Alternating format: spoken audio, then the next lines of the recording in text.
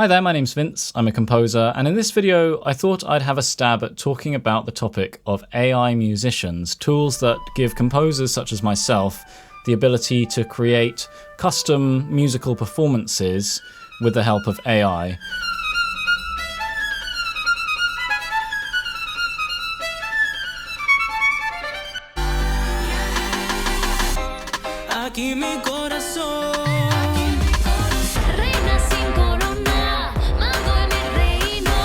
This was inspired by the fact that I was recently approached by a studio to potentially review their virtual violin AI model on this channel, and they gave me a free trial to their software, which is impressive. I haven't actually made that video yet, partly because I've been sort of trying to get my head straight about the implications of this kind of technology.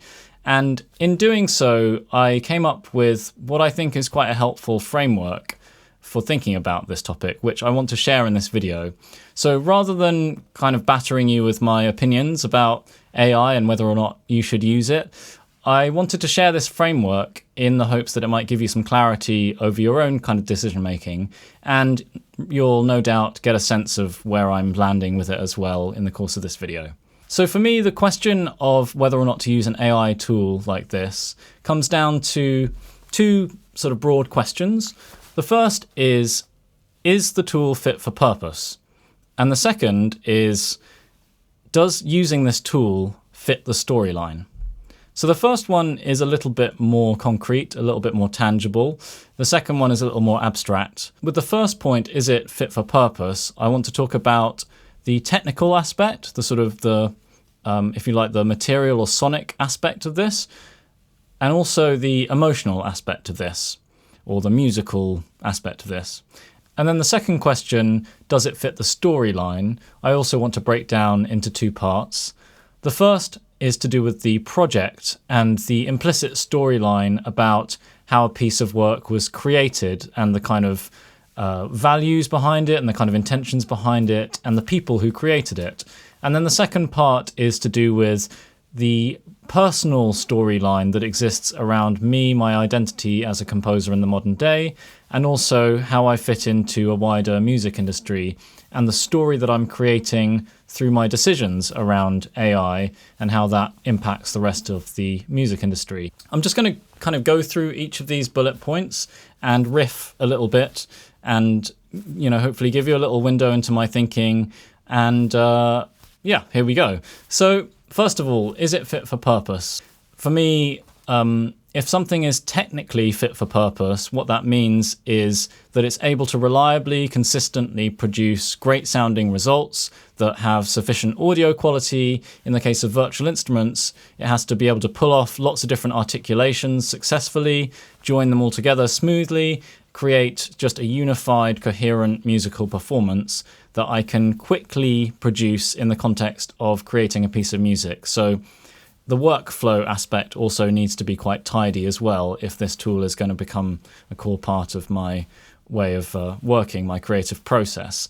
So far I've used Melisma, Ace Studio, and also the remix functionality in Udio, just messing around. I haven't really used these on commercial projects yet, but my finding so far is the technical sort of sound quality aspect of it is a bit variable. The workflow aspect still feels like it needs to mature a bit. But these things are evolving all the time. So that's what I mean by the technical side anyway. The technical side might also include something like the legal aspect. So in the case of Udio, as you may know, there's a lot of question marks around how they train their data set, and it seems like it's pretty much common knowledge that a lot of it has been trained on copyrighted material, which is problematic. In the case of Ace Studio, I actually asked them quite specific questions over email about how they trained their model, and it seems like they were very careful to not use any copyrighted material or anything like that in the course of the process. So I'm a little bit more comfortable with that. But again, it's worth asking these questions because this all feeds into this point about, is the tool fit for purpose from a technical point of view? Not only does it sound good, but do I feel happy to use it from a legal point of view? The next category I had was, is it fit for purpose emotionally? And by that, I guess I mean, does the music being produced by the tool move me emotionally? Does it feel like it's capable of being expressive, not just in a generic way, but in a way that really feels in service of what I'm trying to do with the music? It feels kind of tuned into the intention of the musical piece that I'm creating. As you can tell, this is a slightly more subjective or intuitive category that really only you can answer, whether or not you're happy with the output. For me, my experience so far has been that sometimes the output from these tools can feel a little bit generic, so it's up to me to then use whatever techniques I have to shape those performances even more and really focus them so that they fit into what I'm imagining.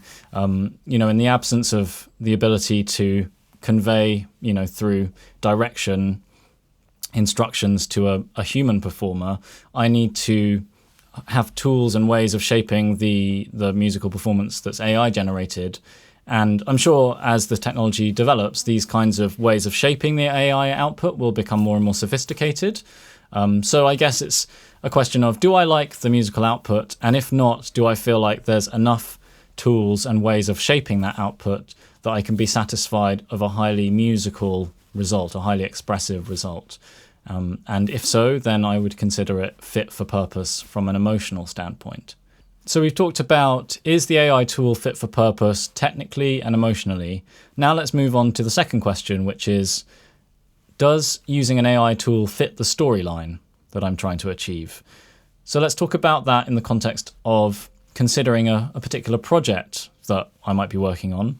For example, if I was doing a very personal, very vulnerable piece that was going to be self-released, a kind of an indie production, and I wanted to create something that felt very spontaneous or very authentic or very transparent. I wanted to kind of bare my soul as an artist.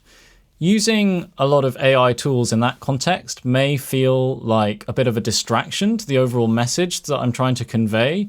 It might lead the listener to feel like a bit disrespected if they found out at a later date that, say, a lot of the music was kind of faked using technology.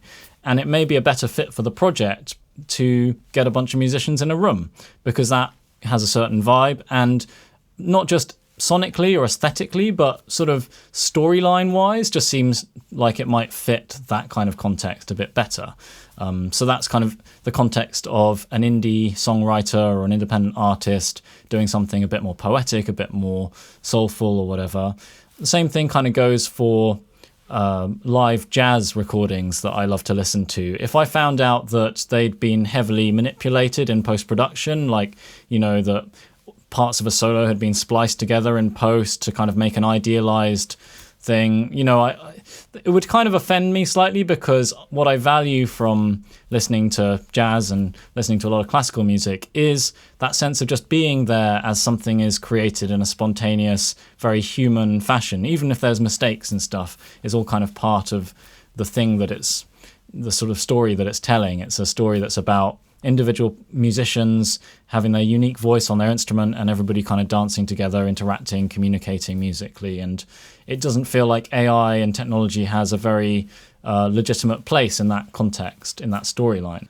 On the flip side, there are definitely projects where it feels like the storyline around the creative process that led up to the creation of a work is less important than whether or not the resultant sound is effective. And I'm thinking here of the kind of scoring work that I do, where the music and the composer isn't really the focus.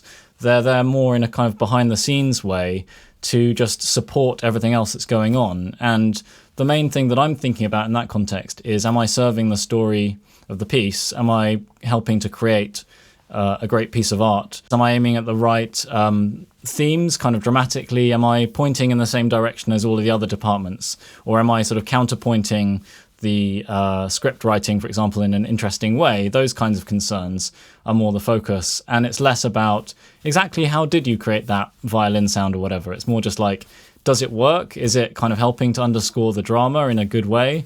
That's kind of all we care about. I'm simplifying a little bit here, but that might be an example where the use of samples, the use of AI feels a little more justified, as long as the technology is being used in a wise way and not being used as just a shortcut or a quick way or a cheap way of doing something that would really be better done in a more traditional method. At the same time, especially if it was a big budget production that was being marketed as something that was really of high artistic quality and integrity, the viewer might feel a little shortchanged if what they thought was a real orchestra actually turned out to be a bunch of AI musicians, and that might impact their perception of the quality of the work, and I think that would be justified. And then finally, does using the AI tool fit the storyline of me as a creator? This is probably the most abstract or tricky to answer bullet point of all.